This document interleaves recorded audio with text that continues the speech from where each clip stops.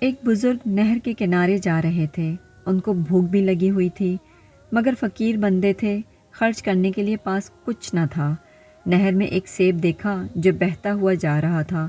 انہوں نے سیب لیا اور اس کو کھا لیا۔ بھوکے بندے کی تو سمجھ بھی کام نہیں کرتی۔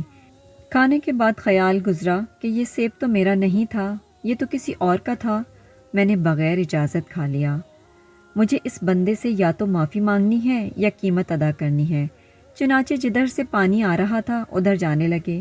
آگے کچھ دور جانے کے بعد دیکھا کہ ایک باغ ہے جس میں سیب کے درخت ہیں۔ سمجھ گئے یہاں سے گرا ہوگا۔ باغ کے مالک سے ملے اور کہا میں نے آپ کے درخت کا سیب کھا لیا ہے، لہٰذا یا تو معاف کر دیں یا قیمت لے لیں۔ اس نے کہا معاف تو میں نہیں کرتا، ہاں قیمت ادا کر دو۔ کہنے لگے جو بھی قیمت ہوگی مزدوری کر کے دے دوں گا۔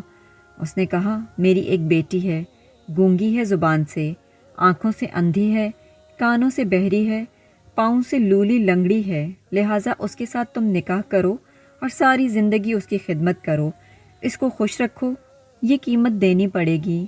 فکر میں پڑ گئے، مگر دل نے کہا کہ دیکھو یہ مجاہدہ برداشت کرنا آسان، قیامت کے دن اللہ رب العزت کے سامنے ملزم بن کر کھڑا ہونا یہ بڑا مشکل کام۔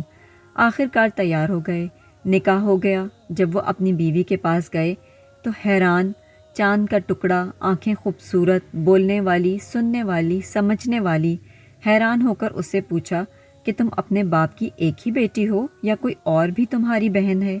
اس نے کہا میں ایک ہی بیٹی ہوں۔ خیر رات گزر گئی۔ اگلے دن سسر سے ملاقات ہوئی۔ سسر نے پوچھا کہ بتاؤ مہمان کیسا پایا؟ کہا آپ نے تو کچھ اور ہی بتایا تھا، مگر وہ تو ایسی نہیں، وہ بہت دانا بینا، آپ کے بتلائے ہوئے ہر عیب سے مبرہ ہے۔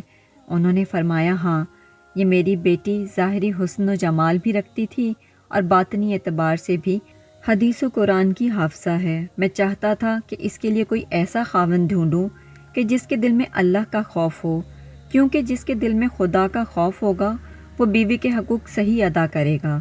اس لیے تو میں چاہتا تھا کہ کوئی ایسا بندہ ملتا۔ جب تم نے ایک سیب کی وجہ سے معافی مانگی تو میں نے کہا اس کے دل میں خدا کا خوف ہے، اس لیے میں نے اپنی بیٹی کے لیے تمہیں خاوند کے طور پہ تجویز کیا۔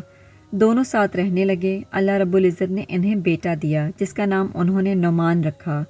یہ نعمان بڑا ہو کر امام اعظم ابو حنیفہ ہوئے۔